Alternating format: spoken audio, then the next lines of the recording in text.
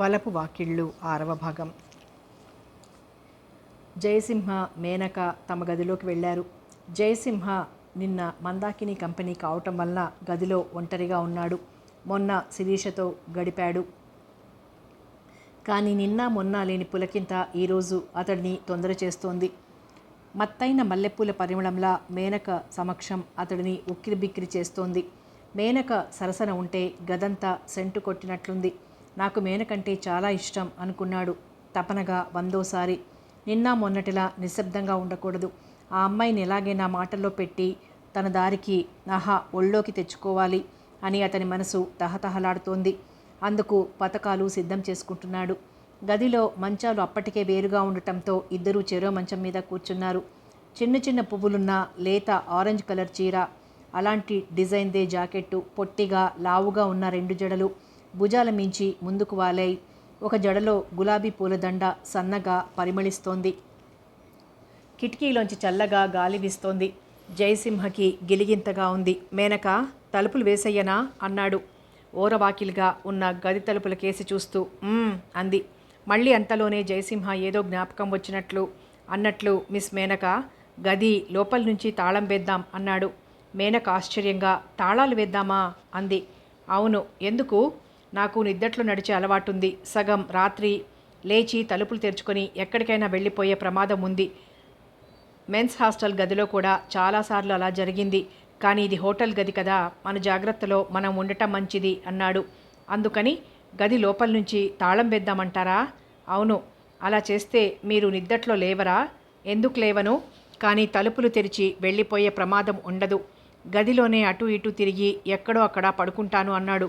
మేనక కళ్ళు చిట్లించింది. మీరు నిజమే చెప్తున్నారా అన్నట్లుంది ఆ చూపు.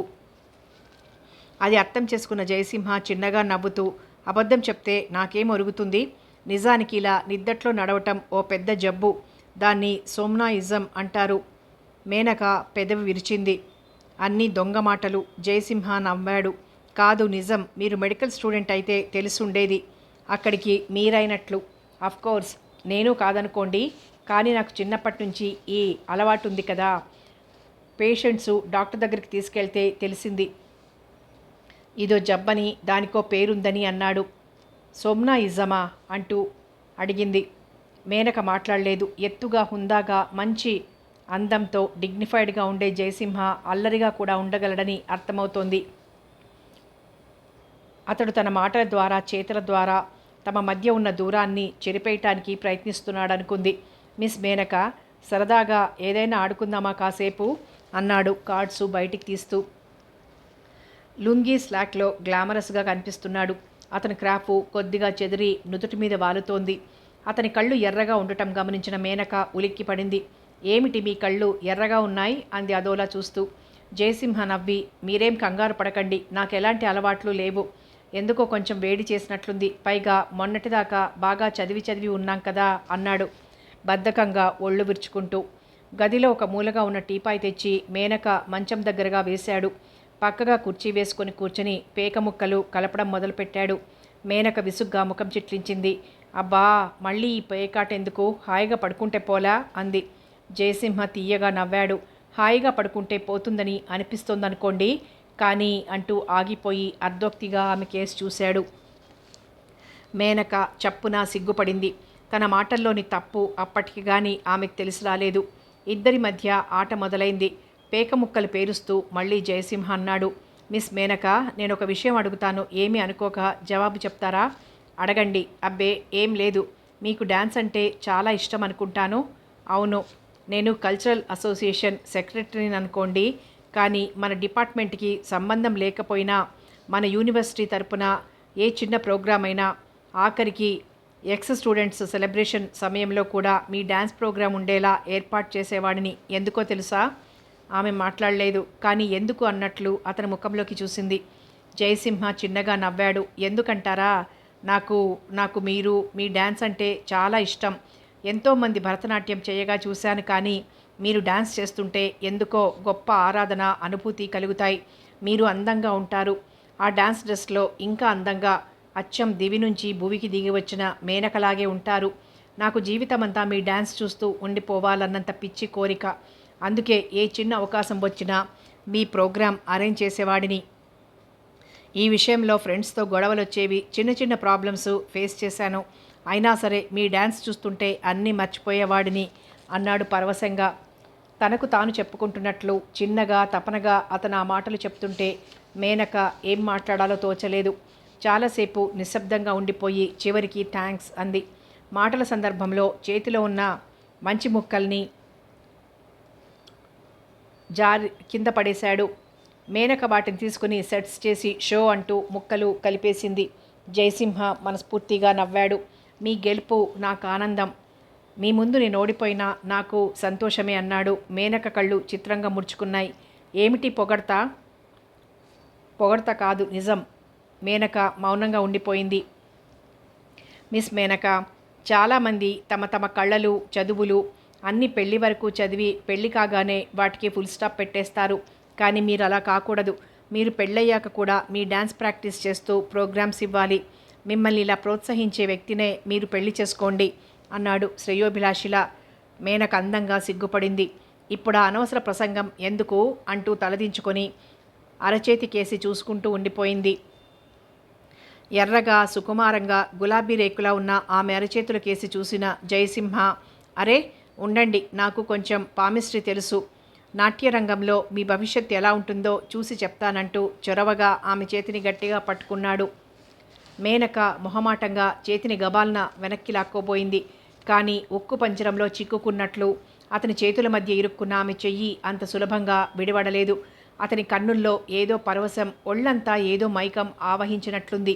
సరిగ్గా అదే క్షణంలో కరెంటు పోయింది. అరే లైటు కూడా పోయిందే అంటూ ఆమె కంగారుగా లేచి నిల్చుని కొవ్వొత్తి కోసం అన్నట్లు షెల్ఫ్ వైపు అతని ఎడమ పక్కకు వెళ్ళబోయింది. జయసింహ కూడా ఆమెతో పాటే లేచి నిల్చున్నాడు. కానీ ఆమె చేతిని విడిచిపెట్టలేదు. మంచం దగ్గర నుంచి ఆమెను ఒక్క అడుగు దూరం కూడా కదలనివ్వలేదు. మెరుపు వేగంతో తన రెండు చేతుల మధ్య ఆమెను గట్టిగా కౌగిలించుకొని ఆమె మెడవంపు దగ్గర తమకంగా ముద్దు పెట్టుకున్నాడు. ఆమె ఏదో చెప్పాలని గొంతు విప్పింది. కానీ శబ్దం పెదవి దాటి బయటికి రాలేదు. గాఢంగా ఆమె పగడాల పెదవుల్ని రుచి చూస్తున్నట్లు గట్టిగా ముద్దు పెట్టుకున్నాడు. ఆమె ఏమంటుందో, అరుస్తుందో, కేకలు పెడుతుందో, లేక చెళ్ళుమనిపిస్తుందో అన్న భయం అతనిలో ఆవగింజంతైనా లేదు. హద్దులు దాటిన వ్యామోహం అతనికి తెగింపునిచ్చింది. ఉద్రేకంతో రెండు చేతుల మధ్య ఆమెను గట్టిగా బిగించి గాఢంగా ఆలింగనం చేసుకున్నాడు. ఆమెకు మాట్లాడే అవకాశం ఇవ్వకుండా తన పెదవులతో ఆమె పెదవులు గాఢంగా అదిమేశాడు. బుసకొట్టే నాగుపాము నాగస్వరానికి లొంగిపోయినట్లు మేనక సర్వం మర్చిపోయింది. అతని కౌగిలిలో కరిగిన క్షణంలో తన అస్తిత్వాన్ని కోల్పోయి అతనిలో ఏకమైంది.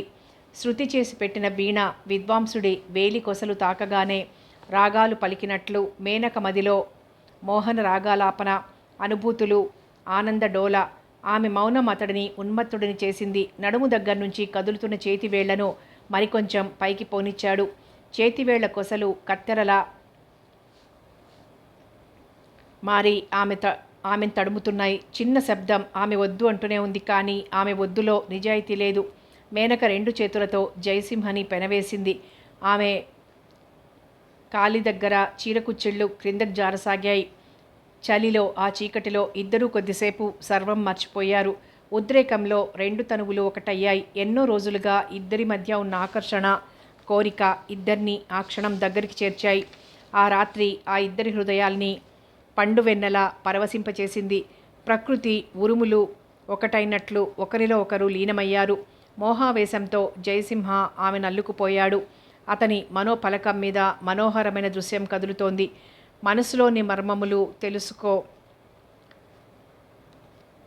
ఫ్లడ్ రిలీఫ్ ఫండ్ కోసం ఏర్పాటు చేసిన ప్రోగ్రాంలో మేనక జరీ పట్టు చీరలో నర్తిస్తున్నప్పుడు ఆమె మేని విరుపులు మళ్ళీ మళ్ళీ జ్ఞాపకం వచ్చి అతన్ని ఉద్రేకపరుస్తున్నాయి.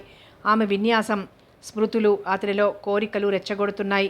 గంటన్నర ప్రోగ్రాంలో పాటకి మధ్య తెర ఎత్తటం, దించటం, జుట్టు సవరించటం, బొట్టు సరిదిద్దటం, మునివేళ్లతో సరిదిద్దుతూ మిస్ మేనక, టికెట్లు ఎలా అమ్ముడయ్యాయి అనుకుంటున్నారు? మీ అద్భుతమైన డ్యాన్స్ కోసమే అంటూ అతని ఆరాధనగా గుచ్చి చూడడం, స్టేజి ముందు నించుని తనని ఎక్కడికక్కడ కెమెరాలో బంధించడం మేనకకి జ్ఞాపకం రాసాగాయి.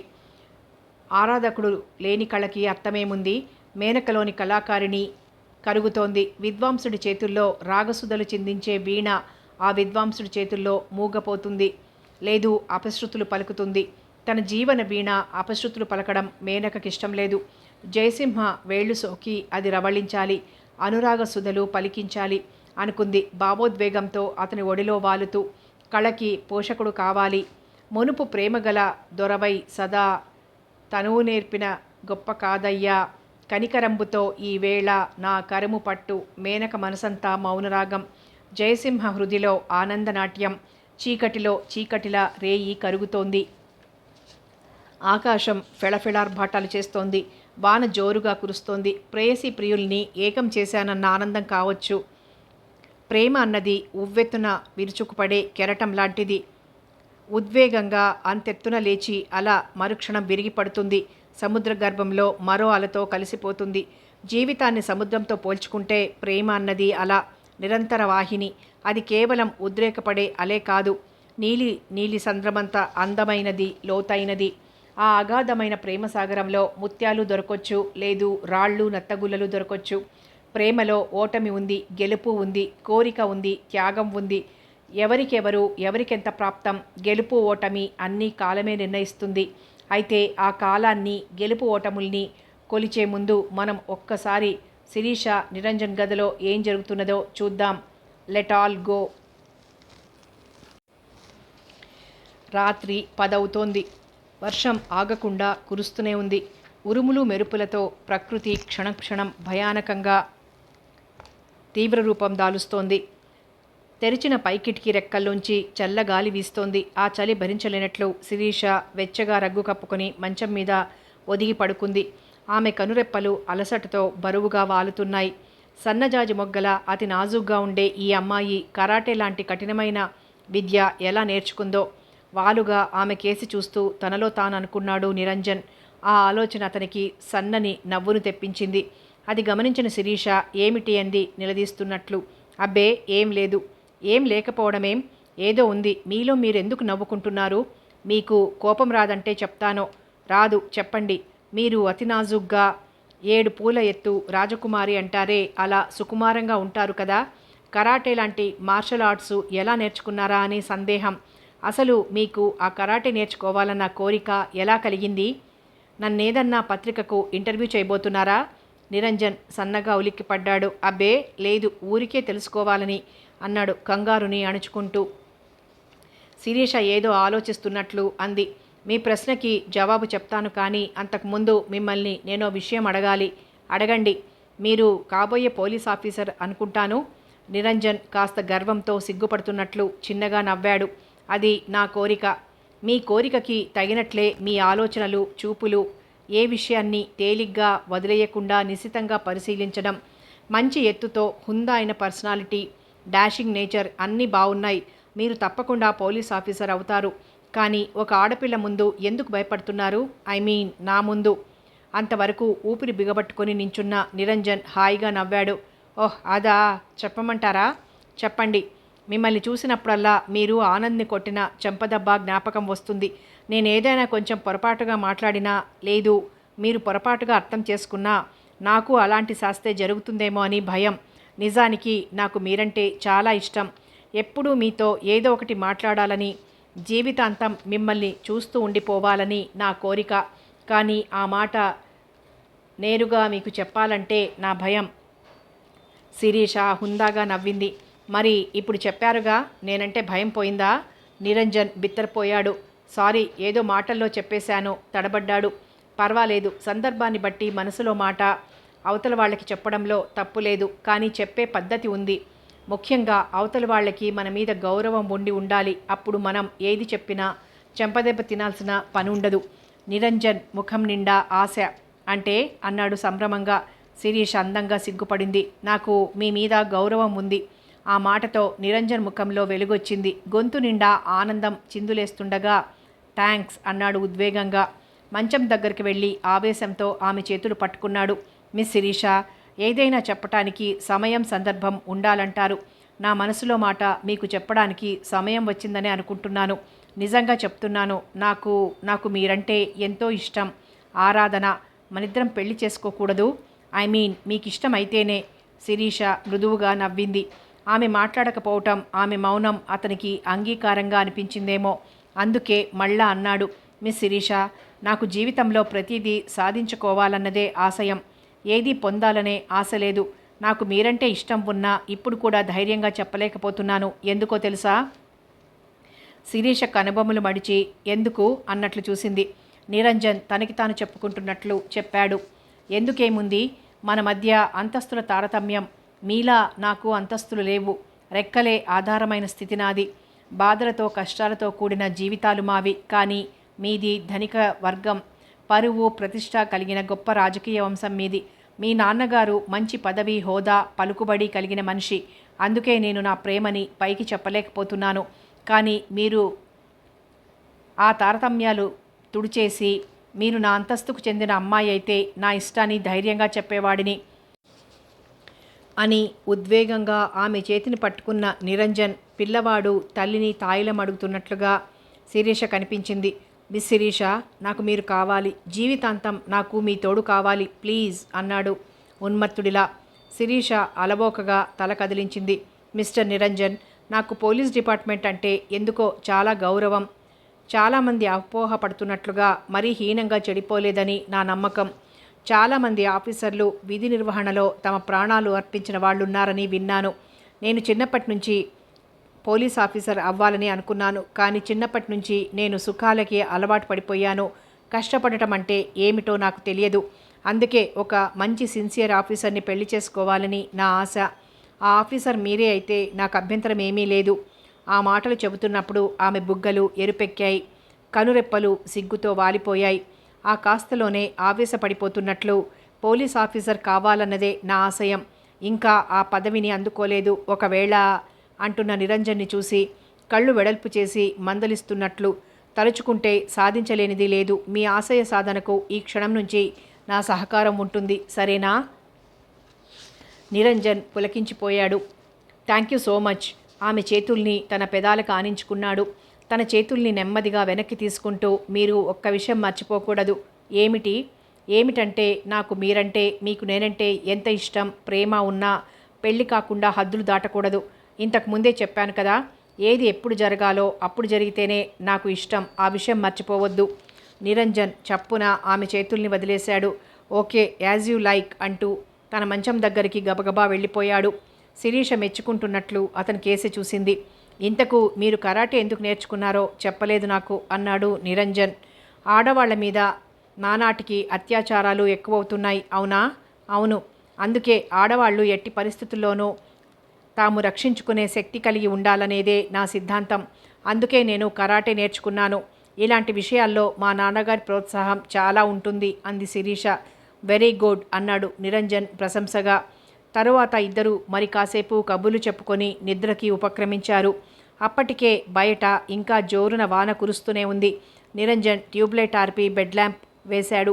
చలిగాలికి వణుకుతూ వెచ్చగా రగ్గు కప్పుకొని కళ్ళు మూసుకుంది శిరీష. అతి కొద్దిసేపట్లో గాఢ నిద్రలోకి జారిపోయింది. కానీ నిరంజన్కి మాత్రం చాలాసేపు నిద్ర పట్టలేదు. అతని మనసు మోహావేశంతో పరవశిస్తోంది.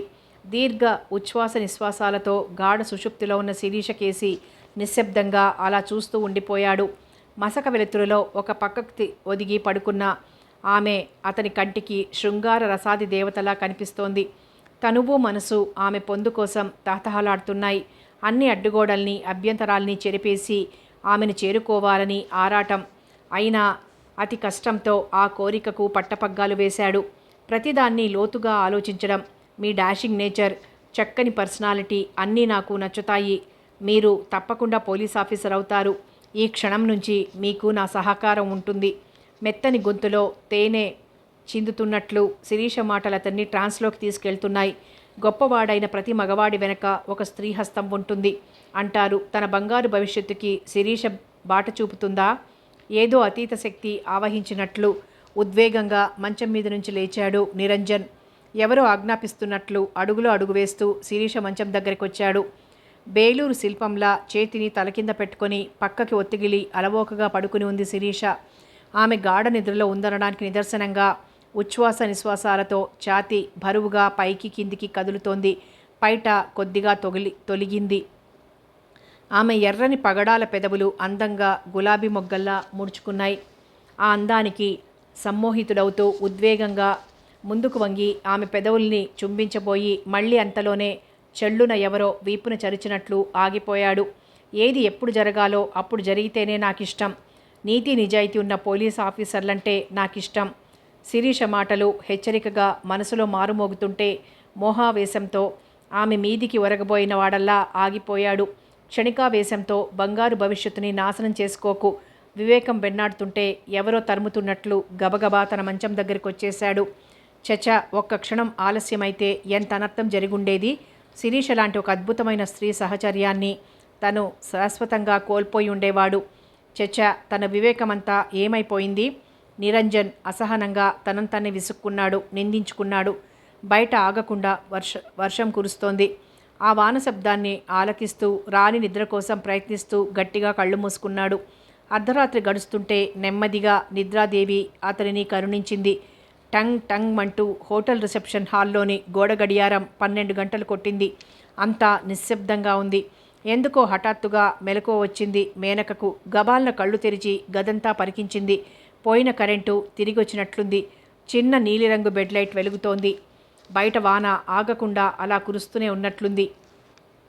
నీటి ధారలు పడుతున్న శబ్దం వినిపిస్తోంది. టైం ఎంతైందో అనుకుంటూ లేవబోయింది. కానీ ఆ రంగుళం కూడా ఆమె శరీరం పక్కమించి కదల్లేదు. జయసింహ బలమైన చేతుల మధ్య తన శరీరం బంధితమై ఉంది. అతని తల ఛాతీ మీద ఒరిగి ఉంది. అతను చాలా తృప్తిగా హాయిగా నిద్రపోతున్నాడు. మేనక ఒళ్ళు జలధరించినట్లయింది. జరిగిందంతా ఒక కలలా ఆమె కళ్ళ ముందు కదిలింది.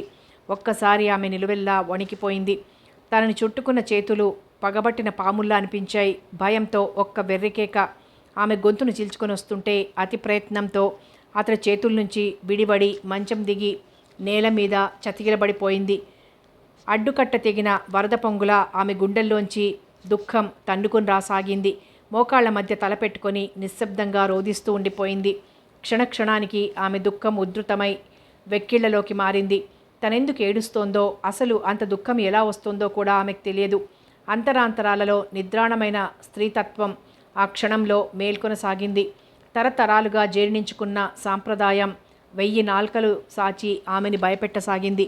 పెళ్లి కాకుండానే తను జయసింహ జరిగింది ఒక పీడకలలా తను మాటిమాటికి జడుచుకుంటున్నట్లు ఉలిక్కులికి పడుతోంది. అంతకుముందు చేసిన పనికి మనసులో రోత కలుగుతోంది. శరీరమంతా అపవిత్రం అయిపోయినట్లు ఎక్కడికక్కడ ఆ అపవిత్రమైన దేహాన్ని ముక్కలు ముక్కలుగా కోసి కాల్చి బూడిద చెయ్యాలన్నట్లు ఏదో ఆవేదన, ఎవరి మీదో కసి. ప్రియ నెచ్చలి మందాకిని జ్ఞాపకం వస్తోంది. ఆ అమ్మాయి మాటలు తను విని ఉంటే ఎంత బాగుండేది. సన్నగా వెక్కిళ్ళు పెడుతూ అలా ఎంతసేపు ఉందో తెలియదు. ఆ అర్ధరాత్రి ఆ చీకటి గదిలో బయట కురుస్తున్న వాన శబ్దాన్ని కూడా మించి ఒక స్త్రీ సన్నని రోదన మెత్తని కత్తిలా ఆ చీకటి రాత్రిని కోస్తోంది. శబ్దం లేని తుపాకీ పేలుడులా ఆ గదిలో వినిపిస్తోంది. కింద రిసెప్షన్లో గోడ గడియారం టంగుమని అరగంట కొట్టింది. ఎవరో భుజం పట్టి కుదిపినట్లు నిద్రలో చిన్నగా ఉలిక్కిపడి కళ్ళు తెరిచాడు జయసింహ. గదంతా మసక వెలుతురులో ఉంది. ఎవరో ఏడుస్తున్న శబ్దం. అతనికి ఒళ్ళు జల్లుమంది. చటుక్కున లేచి కూర్చున్నాడు. మేనక మంచం మీద తన పక్కన లేదు. అతని నొసలు ముడుచుకున్నాయి. కింద నేల మీద కూర్చొని మోకాళ్ల మధ్య తలపెట్టుకుని ఏడుస్తోంది. సన్నగా వెక్కిళ్ళ శబ్దం వినిపిస్తోంది.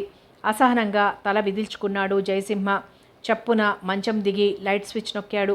గోడ వారగా నేల మీద కూర్చొని మోకాళ్ల మధ్య తలపెట్టుకుని వెక్కిళ్ళు పెట్టి ఏడుస్తున్న మేనకని చూడగానే అతని గుండె కలుపుకుమంది. ఆమె దగ్గరకు వెళ్ళి 2 చేతులతోనో ఆమె భుజాలు పట్టుకొని కుదుపుతూ, మేనక ఏమిటిది అన్నాడు మందలిస్తున్నట్లు. ఆమె ముఖం మీద కప్పుకున్న చేతుల్ని తొలగించాడు. అందమైన మేనక ముఖం చిన్నబోయి ఉంది. ఎర్ర కలువల్ల ఆమె కళ్ళు కలతబారాయి. గులాబీ రేకుల్లాంటి ఆమె అందమైన చెక్కిళ్ల మీద కన్నీళ్లు నల్లగా చారికలు కట్టాయి. జయసింహ మనసు నలిబిలి అయ్యింది. ప్లీజ్ మేనక ఏడవకు, అసలు ఇప్పుడు ఏమైందని అన్నాడు ఓదారుస్తున్నట్లు. మేనక ఏదో చెప్పాలని పెదవి కదిల్చింది కానీ గొంతు దాటి శబ్దం బయటికి రాలేదు. అతని ఓదార్పుకు దుఃఖం రెట్టింపు అవుతున్నట్లు ఆమె కనురెప్పల మాటున దాగిన కన్నీళ్లు జలజల చెంపల మీద రాలాయి. జయసింహ మునివేళ్లతో ఆమె చుబుకం పట్టుకుని చెదిరిన ఆమె ముంగురులు సవరిస్తూ లాలనగా అన్నాడు. మేనక, నేనొక్క విషయం అడుగుతాను, జవాబు చెప్పు. ఏమిటి? అడుగు అన్నట్లు ఎర్రబారిన కనురెప్పలెత్తి అతని ముఖంలోకి చూసింది. నీకు నేనంటే ఇష్టముందా? అంత దుఃఖంలోనూ ఆమె పెదవులు చిరునవ్వుతో విచ్చుకున్నాయి. జయసింహ పులకిస్తున్నట్లు ఆమె బుగ్గ మీద చిన్నగా చిటిక వేశాడు. నన్ను పెళ్లి చేసుకునేందుకు అభ్యంతరం లేదనుకుంటాను. మేనక అందంగా సిగ్గుపడింది. జయసింహ ముందుకు వంగి ఆమె లేత పెదాల్ని రుచి చూస్తూ అన్నాడు, మరి ఇక అలాంటప్పుడు ఫూలిష్గా ఈ ఏడవటమేమిటి? జరగరాని ఘోరమేదో జరిగిపోయినట్లు. మేనక విభ్రాంతిగా అంది. జరగలేదా? పెళ్లి కాకుండానే? అయితే ఏమిటి? కుడి ఎడమైతే పొరపాటు లేదోయ్ అన్నాడో కవి. పెళ్ళయ్యాక జరిగే పని కాస్త ముందే జరిగింది, అంతే తేడా. పెళ్ళయ్యాకైతే భార్యాభర్తలు, ఇప్పుడు ప్రేయసి ప్రియులు. పెళ్లి కంటే ప్రేమ గొప్పది కాదు అని నువ్వు అనగలవా చెప్పు? మేనక తలదించుకుంది. ఆమె ముఖం నిండా సిగ్గు దొంతరలు. మేనక, నువ్వు భయపడాల్సింది ఏదీ లేదు. మనిద్దరం చాముండి గుడిలో దండలు మార్చుకుని పెళ్లి చేసుకుందాం. ఇంటికి వెళ్ళి పెద్దవాళ్ళకి చెప్తాం. మళ్ళీ శాస్త్రయుక్తంగా పెళ్లి చేస్తారు. లేదు రిజిస్టర్ మ్యారేజ్ అయినా నాకు అభ్యంతరం లేదు. మా ఇంట్లో నా ఇష్టాన్ని ఎవ్వరూ కాదనరు. అభ్యంతరం అంటూ ఉంటే ఏదైనా నీ తరపునే ఉండాలి. మీ నాన్నకున్నట్లు నాకు పెద్ద పెద్ద ఫ్యాక్టరీలు, భారీ వ్యాపారాలు లేవు మరి అన్నాడు. మేనక చప్పున తన అరచేతిని అతని పెదవుల మీద అదిమింది. ఆమె ముఖం కళకళలాడుతోంది. ఇప్పుడు చెప్పు, దిగులు పోయిందా లేదా? మేనక చప్పున అతని భుజాల మీద తలపెట్టుకుంది. మనసులు కలిసిన వేళ మాటలెందుకు? ఇద్దరి హృదయాలు మౌనరాగాలు ఆలపిస్తున్నాయి. పసిపాపని అపురూపంగా ఎత్తుకుని తీసుకెళ్తున్నట్లు జయసింహ మేనకని నెమ్మదిగా నడిపించుకుని వెళ్ళాడు. కానీ ఆ ఇద్దరి మనసుల్లో పండువెన్నెల పరవశం. నాయుడు బావ కౌగిలిలో కరిగే ఎంకిలా తన చుట్టూ గాఢంగా బిగుసుకుంటున్న జయసింహ చేతుల మధ్య గువ్వలా ఒదిగింది మేనక. తిరిగి మెలకువ వచ్చేసరికి పూర్తిగా తెల్లవారింది. గాలి చల్లగా వీస్తోంది. రాత్రంతా కురిసిన వర్షం పూర్తిగా తెరిపిచ్చింది. శుభ్రంగా కడిగినట్లు ఆకాశం స్వచ్ఛంగా తెల్లగా ఉంది. వర్షం తగ్గిపోయింది. కానీ చెట్ల కొమ్మల మించి, ఇళ్ల కప్పుల మించి ఇంకా నీళ్లు ధారగా కారుతున్నాయి. రోజుల తరబడి గడ్డకట్టి పేరుకున్న మంచు వర్షపు నీటిలో కలిసి కరిగి సన్నని ధారలుగా జారుతోంది. రాత్రి కురిసిన భారీ వర్షానికి చెట్ల కొమ్మలు విరిగి గూళ్ళన్నీ చెల్లాచెదురై కూలిపోగా పక్షులు కొమ్మల మీద వాలి గోలగా అరుస్తున్నాయి. రోడ్ల నిండా ఎక్కడ పడితే అక్కడ నీళ్లు ప్రవాహంలా పారుతున్నాయి. వనకన్య నగ్నంగా స్నానం చేస్తున్నట్లు మనోహరంగా ఉంది ప్రకృతి దృశ్యం. బ్రష్ చేసుకుని అమ్మాయిలు అబ్బాయిలు క్రితం రోజులాగే అంత మందాకిని గదిలో కాఫీకి సమావేశమయ్యారు. వేడివేడి కెటిల్లోంచి వంచుకుని కాఫీ తాగుతూ సరదాగా కబుర్లలో పడ్డారు. ఎందుకో అబ్బాయిలు చాలా హుషారుగా ఉన్నారు. ఒక విధమైన విజయ గర్వం వాళ్ళ ముఖాల్లో కనబడుతోంది. ఒకళ్ళ కంటే ఒకళ్ళు మాట మీద మాట దొర్లిస్తూ పోటీలు పడుతున్నట్లు కబుర్లు చెప్తున్నారు. కానీ అమ్మాయిల ముఖాలు ఉల్లాసంగా లేవు. గెలుపు ఓటముల ద్వైధీభావం వాళ్ళ కళ్ళల్లో కనబడుతోంది. ఎప్పుడూ అల్లరిగా హుషారుగా ఉండే హారతి మేనక కూడా కాస్త డల్గా ఉండటం గమనించిన మందాకిని మనసులో ఏదో అనుమానం పొడసూపింది. రాత్రి గదుల్లో ఆ ఇద్దరి మధ్య ఏదైనా జరగకూడనిది జరిగిందా అన్న సందేహం చెలరేగింది. అడుగుదామా అన్న ఆలోచన వచ్చింది. మళ్ళీ అంతలోనే తను అలాంటి విషయాలు అడగకూడదు. తననెప్పుడు ఒకటే వక్రదృష్టి అని తిడతారు. ఒకవేళ అలాంటి అవాంఛనీయమైనది ఏదన్నా ఉంటే వాళ్లే చెప్తారు. అనవసరంగా తను బయటపడటం ఎందుకు అనుకుంది. కానీ ఏదన్నా జరిగే అవకాశం ఉండవచ్చు అని ఆమె మనసెందుకో నొక్కి చెప్తోంది. ఎందుకంటే రాత్రి నందుతో తన అనుభవమే నిదర్శనం. మొన్న జయసింహతో కనీసంగానైనా తమ మధ్య మాటలు జరగలేదు, పరిచయం పెరగలేదు. అంత క్రితం రోజు సురేంద్ర తనకై తను పలకరించినా తను చనువివ్వలేదు. నిర్మోహమాటంగా తలుపులు మూసి అతన్ని గదిలోంచి వెళ్ళగొట్టేసింది. కానీ రాత్రి నందు విషయంలో అలా జరగలేదు. తామిద్దరూ చాలాసేపు మాట్లాడుకున్నారు. అతనొచ్చి తన గదిలో కూర్చుంటే కాదనలేకపోయింది. ఎందుకు? తమ ఇద్దరి మధ్య ఒక ఇష్టం ఉంది. అలాగే సురేంద్ర, హారతి, జయసింహ, మేనక, నిరంజన్, శిరీషుల మధ్య కూడా ఇష్టం ఉంది. వాళ్ల మాటలు చూపులు ఆ విషయాన్ని చెప్పకనే చెబుతాయి. అంత ఇష్టం, పరస్పర ఆకర్షణ ఉన్న ఇద్దరి మధ్య కోర్కెలు రెచ్చగొట్టే చలి, వర్షం పోటీలు పడిన ఒక చీకటి రాత్రి. ఒకే గదిలో ఆ జంట గడిపినప్పుడు ఏదైనా జరిగే అవకాశం ఉంది. అది అబ్బాయిలకి ఆనందం. కానీ అమ్మాయిల అంతరాత్మలు ఒప్పుకోని విషయం. అందుకే వాళ్ళు డల్గా ఉన్నారేమో అనుకుంది మందాకిని. కానీ ఎవరికి వాళ్ళు పైకి మాత్రం ఎప్పటిలా మామూలుగా ఉండటానికే ప్రయత్నిస్తున్నారు. నందకుమార్ వేడివేడి కాఫీ మరికొంచెం కెటిల్లోంచి కప్పులోకి వంచుకుంటూ, చలి బాగా ఉంది, ఇంకో కెటిల్ కాఫీ తెప్పించనా అన్నాడు. అమ్మాయి లేదు అనబోయారు. అంతలోనే హోటల్ బాయ్ అక్కడికి వచ్చాడు. సరదాగా కబుర్లు చెప్పుకుంటూ కాఫీలు తాగుతున్న ఆ 8 మంది కేసి తేరిపారా అనుమానంగా చూస్తూ, మిమ్మల్ని మా ప్రొప్రైటర్ గారు ఒకసారి అర్జెంటుగా రమ్మంటున్నారు అన్నాడు నందకుమార్తో. నందకుమార్ కనుబొమలు ముడిపడ్డాయి. అతనికి మెరుపులా రాత్రి జరిగిన సంఘటన జ్ఞాపకం వచ్చింది. ఆ రౌడీ పిల్లిగడ్డం, ముఖాన కత్తిగాటు ఉన్నవాడితో తను ఘర్షణ పడటం, వాడు మందాకిని గదిగుమ్మం ముందు తచ్చాడటం, తను వాడిని తన్నబోవటం, రిసెప్షన్లోని మేనేజర్ కలగజేసుకోవటం అంతా మళ్ళీ జ్ఞాపకం వచ్చింది. ఆ విషయం గురించి ఫ్రెండ్స్కి చెప్పాలనుకుని మళ్ళీ అమ్మాయిల ముఖాల కేసి చూస్తూ అనవసరంగా అమ్మాయిల్ని భయపెట్టినట్లవుతుందేమో అన్న సందేహంతో ఆగిపోయాడు. హోటల్ బాయ్ కేసి చూస్తూ, సరే ఇప్పుడే 10 నిమిషాల్లో వస్తున్నానని చెప్పు. ఖాళీ కప్పు కింద పెట్టి లేచి తన గదిలోకి వచ్చాడు. మిగతా 3 అబ్బాయిలు కూడా లేచి నందు వెనకాలే అతని గదిలోకి వచ్చారు. ఇంత పొద్దున్నే ప్రొప్రైటర్ ఎందుకు పిలుస్తున్నాడు అన్నాడు సురేంద్ర. నందకుమార్ రాత్రి రౌడీకి తనకి జరిగిన ఘర్షణ గురించి చెప్పాడు. మేనేజర్ ఆ రౌడీల గురించి ఎంక్వైరీ చేసి అసలు వాళ్ళు ఎవరో, మనల్ని ఎందుకు ఫాలో అవుతున్నారో ఆచూకీ తీస్తానన్నాడు. బహుశా ఆ విషయమై ఏదో తెలుసుంటుంది, అందుకే రమ్మని కబురు పెట్టాడు అన్నాడు నైట్ డ్రెస్ విడిచి ప్యాంటు షర్టు వేసుకుంటూ. మరి రాత్రి అంత గొడవైతే మాకెందుకు చెప్పలేదురా అన్నాడు జయసింహ. ఏమిటో మర్చిపోయాను, ఇందాకనే జ్ఞాపకం వచ్చింది, అమ్మాయిలు భయపడతారని చెప్పలేదు అన్నాడు. మనమేదో సరదాగా పిక్నిక్ ప్రోగ్రాం వేసుకుంటే ఈ పిల్లిగడ్డం బెదవ ఎవడ్రా యముడిలా తగిలాడు అన్నాడు సురేంద్ర చిరాకు పడుతూ. యముడైనా కాలయముడైనా మనం ఆ విధవలకి భయపడాల్సిన పని లేదు. అసలు ఆ రాస్కల్స్ ఎక్కడుంటారో వెతికి పట్టుకొని మనం నలుగురం కలిసి మెత్తగా తంతే మళ్ళీ మన జోలికి రారు. నాకంట ఇంతవరకు పడలేదు కానీ పడితే కైమా అయిపోయి ఉండేవాళ్ళు అన్నాడు నిరంజన్ చేతి మీద షర్టు పైకి లాక్కొని అరచేత్తో జబ్బలు చరుచుకుంటూ. తమ తమ గదులకి తాళాలు వేసి 4 యువకులు కిందికొచ్చి రిసెప్షన్లోకి వెళ్లారు. రోజు ఉదయాన్నే ఆ 4 అబ్బాయిలు కనిపించగానే ఎంతో మర్యాదగా చిరునవ్వుతో పలకరించే ప్రొప్రైటర్ ఆనాడు వీళ్ళు రాగానే ముఖం గంటు పెట్టుకొని కళ్ళు చిట్లించాడు. అతని ముఖభావాలు గమనించిన నందకుమార్ ఆశ్చర్యపోయాడు. ఏమిటి పిలిచారట అన్నాడు. ప్రొప్రైటర్ సీరియస్గా బిల్ బుక్ తీసి అకౌంట్ చూస్తూ, మీరు వెంటనే హోటల్ రూమ్స్ ఖాళీ చేయాలి సార్ అన్నాడు. తల మీద పిడుగు పడినట్లు 4 అబ్బాయిలు అదిరిపడ్డారు. వాట్ అన్నాడు జయసింహ. ఖాళీ చేయాలా, ఎందుకు అన్నాడు నందు. మీ బిల్లు ఎగ్గొడతామని భయం వేసిందా? ఇంతకీ 4 ఇంతలు డబ్బు చెల్లించగలం, ఇక్కడ దరిద్రులెవరూ లేరు అన్నాడు సురేంద్ర అహం దెబ్బతిన్నట్లు. ప్రొప్రైటర్ తలెత్తి సూటిగా ఆ 4 కేసి పరిశీలనగా చూస్తూ అన్నాడు. మీరు మా బిల్లు కట్టకపోయినా పర్వాలేదు సార్, డబ్బు పోతే మళ్ళీ సంపాదించుకోవచ్చు, కానీ ఇది మా హోటల్ ప్రెస్టేజ్కి సంబంధించిన విషయం. అంటే మా హోటల్ పరువు పోతే రేపటి నుంచి మంచి మర్యాద ఉన్న ఏ కుటుంబీకుడు మా హోటల్ గడప తొక్కడు సరికదా, పోలీసులు మా వెంట పడతారు. వాట్ డూ యు మీన్ గద్దించాడు నిరంజన్. ప్రొప్రైటర్ ముఖం తిప్పుకున్నాడు. సారీ సార్, మీతో ఇలా కూల్గా చెప్పవలసి వచ్చినందుకు బాధగా ఉంది. దయచేసి మీరు వెంటనే రూమ్స్ ఖాళీ చేసి వెళ్ళిపోతే మీకు మంచిది, మాకు మంచిది అన్నాడు బిల్ నందుకిస్తూ. నందు ఆశ్చర్యపోయాడు. సరే అలాగే ఖాళీ చేస్తాం, కానీ అసలు విషయం ఏమిటి? ప్రొప్రైటర్ అనుమానంగా నందు కేసు చూశాడు. చెప్పండి, పర్వాలేదు, విషయం ఏదైనా నేను అర్థం చేసుకోగలను. We will cooperate with you అన్నాడు. మీరు మీతో వచ్చిన 4 అమ్మాయిలు భార్యాభర్తలు కారని, ఒక కుటుంబ సభ్యులు కూడా కాదని, యూనివర్సిటీ స్టూడెంట్స్ అని, పెద్దల కళ్ళు కప్పి విచ్చలవిడి శృంగారం కోసం ఇంత దూరం వచ్చారని, రోజు ఒక్కో అమ్మాయితో ఒక్కో రాత్రి గడుపుతున్నారని.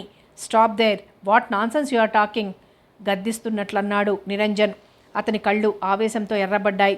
ప్రొప్రైటర్ నిర్లక్ష్యంగా తలెగరేశాడు. మీరేమన్నా పర్వాలేదు సార్, కానీ మీ విషయంలో మాకందిన సమాచారం అది. ఎవరు చెప్పారు మీకు?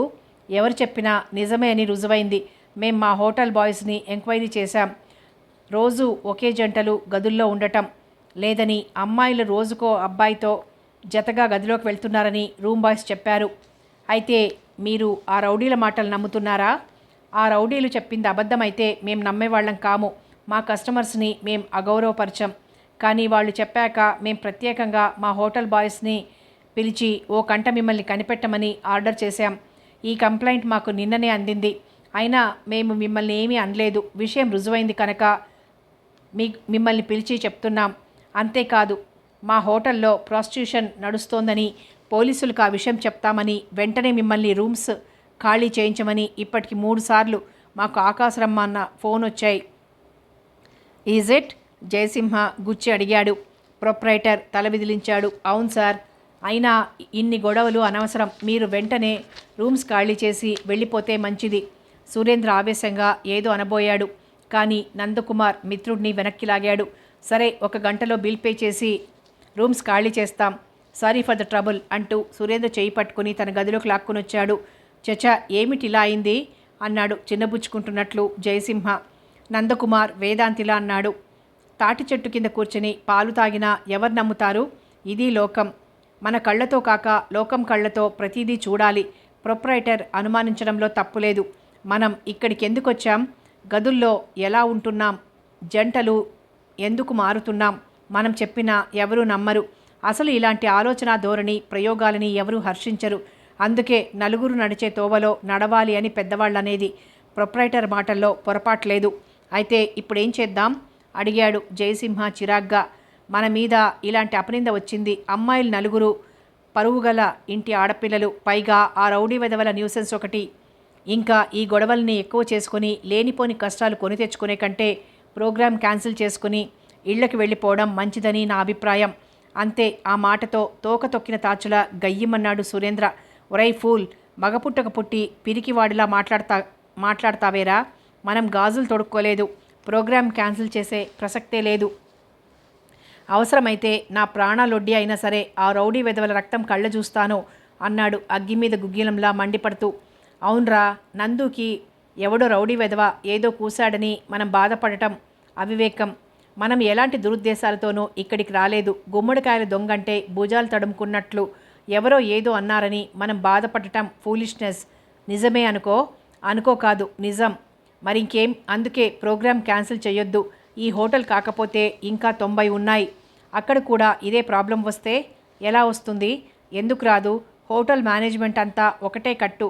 వీళ్ళని రెచ్చగొట్టిన రౌడీలు, ఆ పిల్లిగడ్డంగాడు మళ్ళీ అక్కడికి రాడని గ్యారంటీ ఏమిటి? వాడు నేరుగా రాకపోయినా హోటల్ మేనేజ్మెంట్కి ఫోన్లో ఇన్ఫర్మేషన్ ఇవ్వచ్చు కదా. కరెక్ట్, ఆ వెధవలు అలా చేసినా చేస్తారు అన్నాడు నిరంజన్. అయితే మరిప్పుడేం చేద్దామంటారు? నేను చెప్తున్నాను వినండి. ఏ పరిస్థితుల్లోనూ ఈ విషయం అమ్మాయిలకి తెలియకూడదు. వాళ్ళు బాధపడతారు. ప్రోగ్రాం క్యాన్సిల్ చేసే ప్రసక్తి లేదు. 3 రోజులు ఎలాగూ గడిచిపోయాయి. ఇంకో 3-4 రోజులు అనుకున్న ప్రకారం సరదాగా గడుపుదాం. ఈ హోటల్ రూమ్స్ ఖాళీ చేసి ఏదైనా పెద్ద కాటేజీ బుక్ చేద్దాం అన్నాడు సురేంద్ర. పాములు వస్తాయని అమ్మాయిలు భయపడుతున్నారు కదా అన్నాడు నందు. మొన్నంటే వాళ్ళు మాత్రమే ఉన్నారు కనుక భయపడ్డారు. కానీ ఇప్పుడు మనందరం కలిసి ఉంటున్నాం. ఇక భయపడే పని లేదు. 4 రూమ్స్ ఉన్న కాటేజీ తీసుకొని ఇదే పద్ధతిలో ఉందాం అన్నాడు జయసింహ.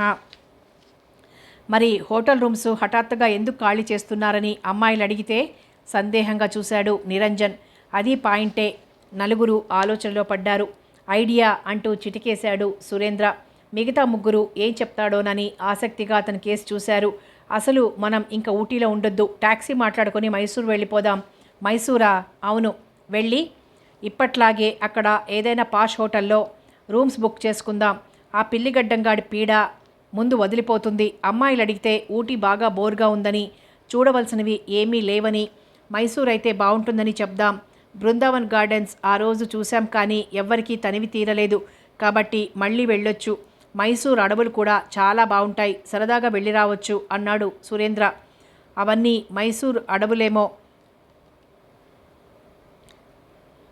సురేంద్ర చిన్నగా నవ్వాడు. ఇవన్నీ కూడా మైసూర్ అడవుల కిందకే వస్తాయి. కానీ ఇక్కడంతా జనసంచారం ఉంటుంది. పైగా అందంగా ఊటీ వ్యాలీ కిందికి వస్తుంది. కానీ అసలైన దట్టమైన అడవులు వేరే ఉన్నాయి. అక్కడ చాలా ప్రకృతి సహజమైన అందాలు, దృశ్యాలు మనకి కనిపిస్తాయి. ఏనుగులు, లేళ్ళు, దుప్పులు, కుందేళ్ళు చెట్ల మధ్య తిరుగుతూ చూడడానికి ఆహ్లాదంగా ఉంటుంది. బాగా అడవి లోపలికి వెళ్తే క్రూర జంతువులు కూడా ఉంటాయి. కానీ బార్డర్స్లో ఏ ప్రమాదం ఉండదు. హంటింగ్ హాబీ ఉన్నవాళ్ళు చాలామంది వస్తుంటారు అన్నాడు. అందరికీ సురేంద్ర ప్రపోజల్ నచ్చినట్లే అనిపించింది. సరే అయితే అలా చేద్దాం అన్నాడు నందు. అంతవరకు అబ్బాయిల ముఖాల్లో కనిపించిన దిగులు చిటికలో మాయమైంది. Programme cancel కాకపోవటం ఉత్తేజాన్నిచ్చింది. 4 కూడా బలుక్కున్నట్లు అమ్మాయిల కూర్చున్న గదిలోకి వచ్చి విషయం వివరించారు. అమ్మాయిలు ఆశ్చర్యపోయారు. అరే, ఇంత సడన్గా ప్రోగ్రాం ఎందుకు మారినట్టు అంది మందాకిని విస్తుపోతున్నట్లు. ఈ ఊటీ చిన్న గ్రామం. ఇక్కడ చూడటానికి ఏముంది? ఎంతసేపు చూసినా ఈ చెట్లు చేమలు, ఏకాంతం కోరుకునే వాళ్ళకైతే ఈ ప్రశాంతత బాగుంటుంది. రోగిష్టి వాళ్ళకైతే ఈ వెదర్ బాగుంటుంది కానీ మనకేమిటి, అందుకే సరదాగా మైసూర్ షిఫ్ట్ అవుదాం, కాస్త వెరైటీగా చేంజ్గా ఉంటుంది అన్నాడు సురేంద్ర. నిజమే, మహారాజా ప్యాలెస్, బృందావన్ గార్డెన్స్ ఎన్నిసార్లు చూసినా తనివి తీరదు అంది సంబరపడుతున్నట్లు శిరీష. నేను అడవుల్ని ఇంతవరకు సినిమాల్లోనే చూశాను, నిజంగా అడవుల్ని చూడడం అంటే భలే థ్రిల్ అంది మందాకిని. అందుకే కదా మరి అక్కడికి వెళ్దామంటుంది అన్నాడు నిరంజన్.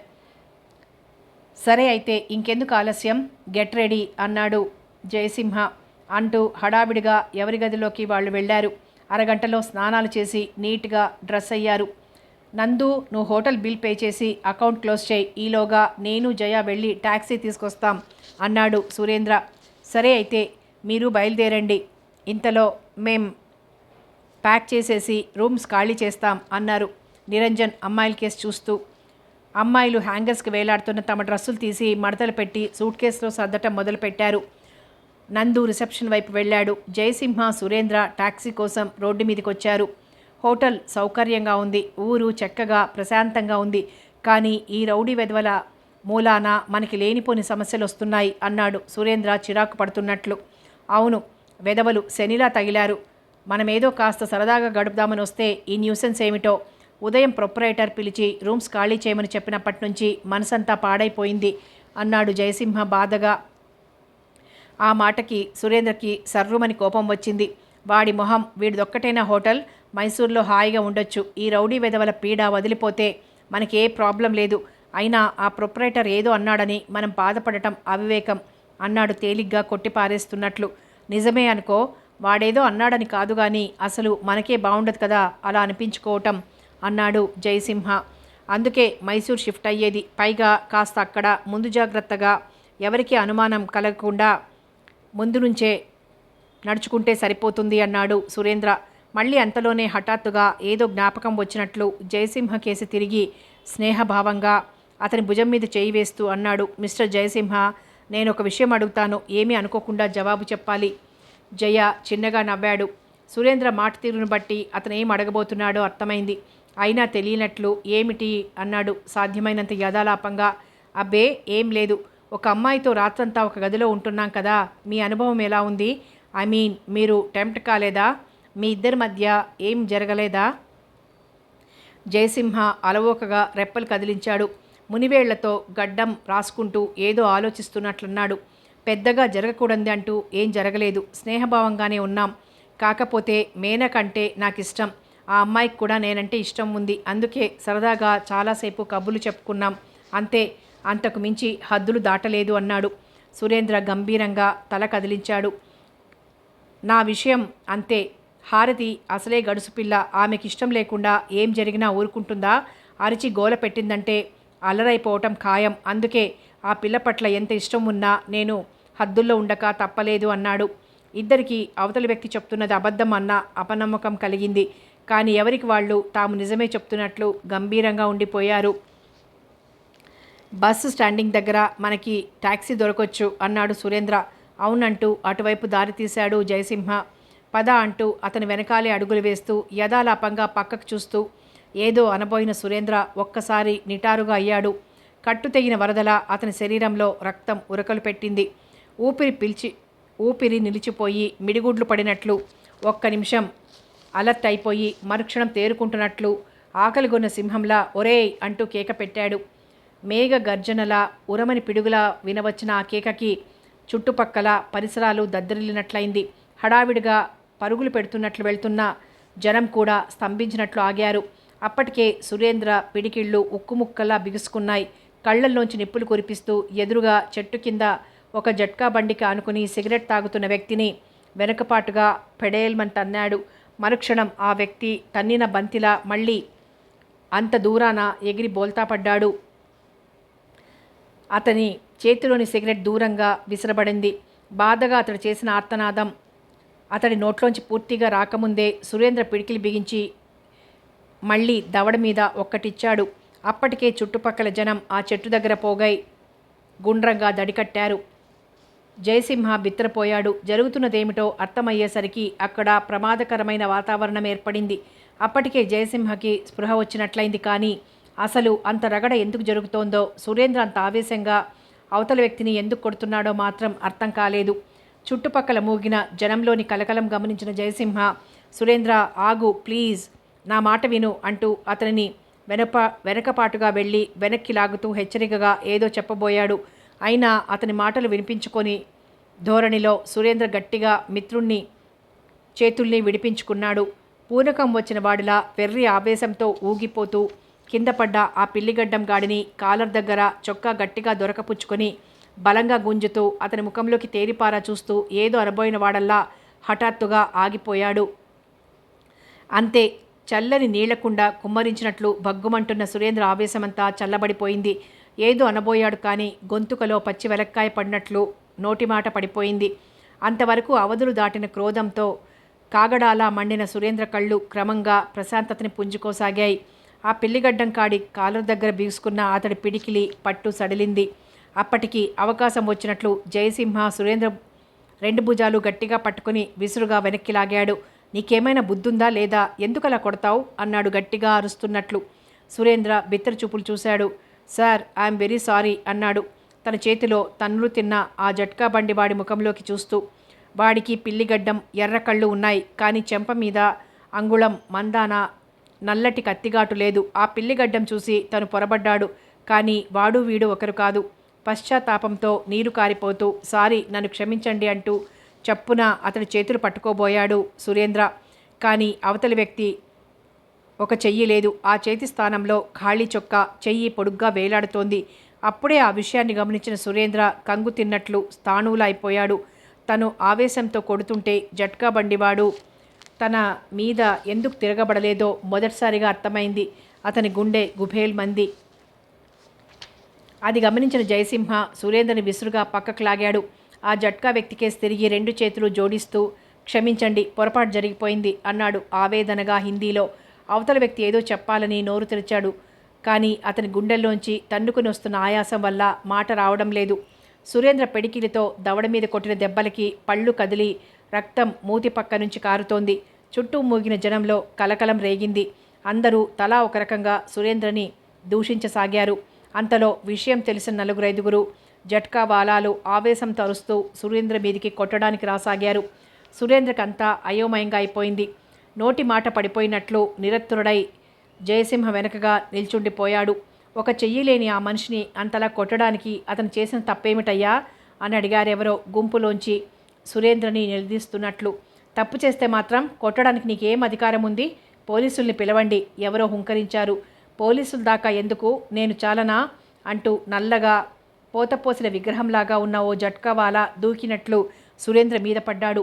ఎవరికి తోచినట్లు వాళ్ళు తలా ఒక మాట విసురుతూ సురేంద్ర మీదికి రాసాగారు. అంతా సురేంద్రని నిందిస్తూ దెబ్బలు తిన్న జట్కావాడి మీద సానుభూతి చూపించారు. ఆ పరిస్థితిని అదుపు చేయటం కష్టమని నిగ్రహించుకున్న జయ జట్కావాడికి చుట్టూ మూగిన వాళ్ళకి 2 చేతులు జోడించి అభ్యర్థనగా అన్నాడు. దయచేసి ముందు నా మాట వినండి. అతడిని అంతలా కొట్టడం పొరపాటే, కానీ కావాలని కొట్టలేదు. ఇతను నా ఫ్రెండ్. కొద్ది రోజుల క్రితం ఎవరో ఇతని తల మీద కొట్టి స్పృహ తప్పేలా చేసి అతని దగ్గరున్న డబ్బు, మెడలో గొలుసు, వాచి వగైరా గుంజుకున్నారు. ఆ షాక్కి నా ఫ్రెండ్కి మతి భ్రమించింది. ఆరోగ్యం కోసం ఇక్కడ తీసుకొచ్చాం. అతడిని కొట్టిన వ్యక్తి ఈ జట్కావాలా పోలికలతో ఉంటాడు. అందుకే నా ఫ్రెండు ఈ జట్కావాలని చూడగానే వెర్రి ఆవేశంతో కలియబడ్డాడు. దయచేసి మన్నించండి అన్నాడు. చుట్టూ మోగిన జనం తిట్టుకుంటూ ఒకరికొకరే నెమ్మదిగా పోసాగారు. కొంచెం ధైర్యం పుంజుకున్న జయసింహ అన్నాడు. ఇదొక్కటే కారణం కాదు. మేము ఈ ఊరు వచ్చి హోటల్లో దిగిన దగ్గర నుంచి ఎవరో రౌడీలు మమ్మల్ని వెంబడించి విసిగిస్తున్నారు. మేమున్న హోటల్ రూమ్స్ దగ్గరకొచ్చి మాకు న్యూసెన్స్ చేస్తున్నారు అన్నాడు కాస్త చిరాకు నటిస్తూ. మిగిలిన జనం ఒక్క క్షణం ఆశ్చర్యంగా చూశారు. అలాగా, ఎవరు సార్ వాళ్ళు అడిగాడు గుంపులోని ఒక వ్యక్తి. ఏమో నాకు తెలియదు, కానీ ఆ రౌడీల్లో ఒకడు మాత్రం ఇదిగో అచ్చం ఈ జట్కా వాళ్ళలాగా చిన్న గడ్డంతో ఇదే ఎత్తు లావుతో ఉంటాడు. అందుకే నా ఫ్రెండు చప్పున ఆవేశపడ్డాడు. లేకపోతే ఇతడిని కొట్టాల్సిన అవసరం మాకేమిటి అన్నాడు. దాంతో 4 జట్కా వాళ్ళల్లో ఒకడు ముందుకొస్తూ, మిమ్మల్ని వెంబడిస్తున్న రౌడీలు వేరే ఎవరో అయి ఉంటారు సార్, కానీ మా జట్కా వాళ్ళలు మాత్రం అలాంటి న్యూసెన్స్ చేయరు అన్నాడు. అందుకే మన్నించమంటున్నాను. వాళ్ళకి చేతులు జోడించాడు జయసింహ. మీరు చెప్తున్న దాన్ని బట్టి నాకో అనుమానం సార్. ఈ మధ్య ఎవరో కొంతమంది గుంపుగా ఈ ప్రాంతంలో తిరుగుతున్నారు. వాళ్ళు చూడటానికి రౌడీల్లా పొగరుగా ఉంటారు. అందులో ఒకడు సన్నగా పొడుగ్గా పిల్లిగడ్డంతో అచ్చం అతనిలాగే ఉంటాడు అంటూ సురేంద్ర చేతి తన్నులు తిన్న జట్కావాలాను చూపించాడు. జయసింహ కళ్ళు ముడుచుకున్నాయి. నిజమా అన్నాడు. నిజమే సార్, బహుశా వాళ్లలో ఎవరైనా మిమ్మల్ని ఏడిపిస్తున్నారేమో. కావచ్చు. వాళ్ళు ఎక్కడుంటారో మీకు తెలుసా? ఆసక్తిగా చూశాడు జయసింహ. తెలియదు సార్, కానీ ఈ చుట్టుపక్కలే తిరుగుతూ కనిపిస్తున్నారు అన్నాడు. అప్పటికే చుట్టూ మోగిన జనం పల్చబడసాగారు. ఉద్రిక్తత వాతావరణం నెమ్మదిగా సర్దుకుంది. దెబ్బలు తిన్న జట్కావాలా కొద్దిగా నీళ్లు తాగి సేద తీరాడు. చెట్ల మీద నుంచి వీస్తున్న చల్లగాలికి అతని ఒంటి మీద చెమట, అది ఒగర్పు, ఆయాసం తగ్గాయి. తగిలినవి 2 దెబ్బలే అయినా బలంగా దవడ మీద, మెడ నరాల మీద పడడంతో మనిషి స్పృహ తప్పిన వాడిలా అయ్యాడు. ఒళ్ళు బాగా కదలడంతో నోట్లోంచి రక్తం మాత్రం ఆగి ఆగి వస్తోంది.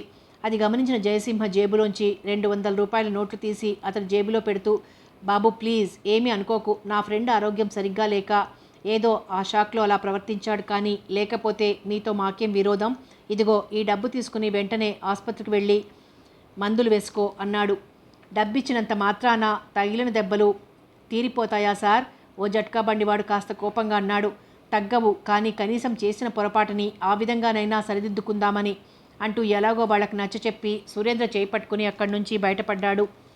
అతన్ని దూరంగా తీసుకుపోయి, మిస్టర్ సురేంద్ర, ఏమిటి అంత ర్యాష్గా ప్రవర్తించారు? లేనిపోని రభసైంది అన్నాడు. సురేంద్ర సిగ్గుపడుతున్నట్లు తలదించుకున్నాడు. సారీ జయ, అలా జరుగుతుందనుకోలేదు. ఆ పిల్లిగడ్డం ఉండి సిగరెట్ తాగుతున్న వాడిని చూడగానే మనల్ని హంట్ చేస్తున్న వాడిలా అనిపించాడు. నాకు తెలియకుండానే ఆవేశపడ్డాను. మంచి పని చేశారు, కానీ ఇప్పుడు తెలిసిందిగా ఆవేశం ఎంత అనర్థదాయకమో. ఎవరినో చూసి ఎవరో అనుకోవటం, అలా ముష్టి యుద్ధానికి దిగటం ఎంత అవివేకం. నిజానికి అసలు మనిషే కనిపించినా మనం అలా ఆవేశపడకూడదు. మనం పరాయి చోటుకు వచ్చి అది పరాయి ఆడపిల్లలతో వచ్చాం. ఎంతో జాగ్రత్తగా ఉండాలి అన్నాడు జయసింహ మందలింపుగా. సారీ అన్నాడు సురేంద్ర గిల్టీగా. ఆ జట్కావాడు అవిటివాడు గనక నీ మీద తిరగబడలేదు. పైగా నువ్వు మతిస్థిమితం లేనివాడివని చెప్పబట్టి వాళ్ళేదో ఊరుకున్నారు, లేకపోతే ఎంత రాద్ధాంతం అయ్యేదో అన్నాడు. నిజమే, సురేంద్ర నొచ్చుకుంటున్నట్లుగా అన్నాడు. అమ్మాయిలతో కలిసొచ్చాం, కలిసి సుఖపడనీయకుండా అడుగడుగున ఆ రౌడీ వెదలు అడ్డు తగులుతున్నారు. కనిపిస్తే కసితీరా తన్నాలన్న అంత ఆవేశంతో ఉన్నాను. అందుకే ఆ జట్కావాడు పిల్లిగడ్డంతో కనిపించేసరికి వీడే వాడనుకొని నాకు తెలియకుండానే. జయసింహ నవ్వాడు. మంచి పని చేశారు అన్నాడు వెక్కిరింతగా. గదిలో ఏం జరగలేదన్న దానికి సుఖం గురించి ఏం తెలుసు? తెలియని ఆ సుఖం ఏదో జారిపోయిందని ఇంత ఆవేశపడాల్సిన అగత్యం ఏమిటి అని అడగాలనుకున్నాడు. కానీ బాగుండదని ఊరుకున్నాడు జయసింహ. సరేలే, సురేంద్రకి జరిగిపోయిందేదో జరిగిపోయింది. మళ్ళీ ఇదంతా మాత్రం మన వాళ్లతో చెప్పొద్దు, ఆడపిల్లలు అనవసరంగా భయపడతారన్నాడు. చచ, జరిగిన దానికి సిగ్గుపడుతుంటే ఇంకా చెప్పటమా అన్నాడు సురేంద్ర బలవంతాన నవ్వు ముఖంలోకి తెచ్చుకుంటూ. సరే, అదిగో అటువైపు టాక్సీ స్టాండ్ ఉన్నట్లుంది. ఏదో ఒకటి మాట్లాడుకొని ముందు ఈ ఊటీ నుంచి బయటపడడం ఉత్తమం, పదండి అంటూ దూరంగా టాక్సీలు నిలిపిన వైపు దారి తీశాడు జయసింహ. అవును, ఎందుకో ఈ ఊటీ అంతగా అచ్చిరాలేదు. లేనిపోని సమస్యలు వస్తున్నాయి. మైసూర్కి వెళ్ళటం బెటర్ అన్నాడు సురేంద్ర. ఆ స్టాండింగ్లో అంబాసిడర్లు, మెటడార్ వ్యాన్లు, ట్రక్కులు ఉన్నాయి. జయసింహ సురేంద్ర మెటడార్ వ్యాన్ మాట్లాడి అందులో ఎక్కి సరాసరి హోటల్కి వచ్చారు. అప్పటికే లగేజ్ ప్యాక్ చేసి అంతా వీళ్ల కోసం ఎదురు చూస్తున్నారు. ఏమిటింత ఆలస్యం అన్నాడు నందు కళ్ళు ముడుస్తూ. సురేంద్ర జయసింహ ముఖాలు చూసుకున్నారు. అనుకోకుండా ఆలస్యమైపోయింది అంటూ లోపలికి వచ్చారు. అంతా తలా ఒక సామాన్ అందుకుని డిక్కీలో సర్దేశారు. ఆఖరుసారిగా హోటల్ గదులన్నీ చూసి వచ్చారు అబ్బాయిలు. మిగిలిన విషయాలన్నీ పూర్తిగా తెలియకపోయినా ఎవరో రౌడీ వెధవలు హైదరాబాద్ నుంచి తమని వెంటాడుతున్నారు అనుకుంటే అమ్మాయిలకి కాస్త కంగారుగానే ఉంది. అందుకే అక్కడి నుంచి మైసూర్ మారటం అందరికీ ఆనందంగానే అనిపించింది. అమ్మాయిలు అబ్బాయిలు అంతా వచ్చి వ్యాన్లో కూర్చోగానే వ్యాన్ మైసూర్ బాట పట్టింది. కథ కొనసాగుతుంది.